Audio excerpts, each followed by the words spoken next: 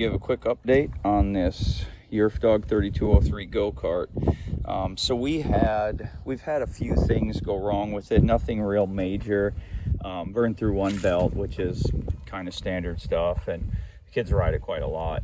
About 20 hours of riding, I guess, to do that.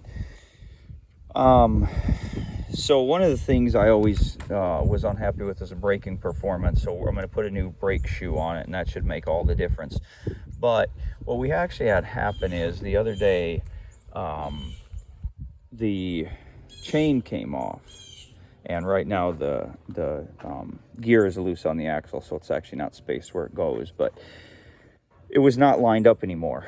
And so I looked closely. Well, this tube had actually broken, and this was sitting out quite a long, like probably about, I don't know, 3/8 of an inch, half an inch, 7/16, something or another like that. It was quite a ways over. So this morning, and then the kids helped me take the engine off of it. When we did that, they pointed out that there were a bunch of cracks up here. Well, when I got it over to the shop to weld today, I noticed a whole lot more going on. So also you'll notice I moved these shock absorber mounts backward a little bit. But what I found this morning, in addition to the cracks up there, this was all cracking. This was cracked here. And then so I also did some reinforcing welding here, down in here, in this corner a little bit. I added a piece of angle iron back there. That's a little bit for strength, also for we're going to put a little hole so that the kids can tow their little they have a little wagon with pneumatic tires that they're going to tow around behind this, just to pick up sticks and stuff when they want to help out.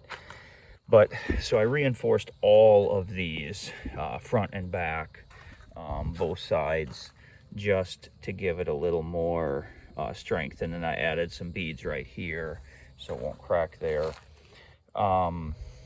So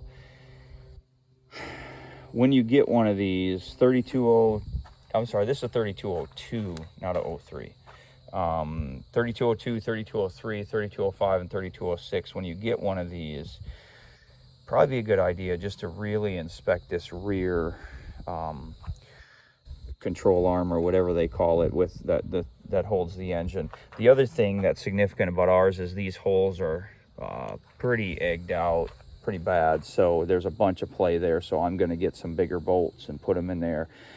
You could weld in bushings if you wanted. You could use some kind of spacers. You know, you could use nylon inserts of some sort. There's 1,000 different ways you could do these if you wanted to, but I'm just going to do some little bit bigger bolts. The holes in them are just over 16 millimeters, so I'm going to find some 16 millimeter grade 8 or stainless steel bolts to put in there to kind of take up that slack. I'm going to put a new brake drum shoe on it.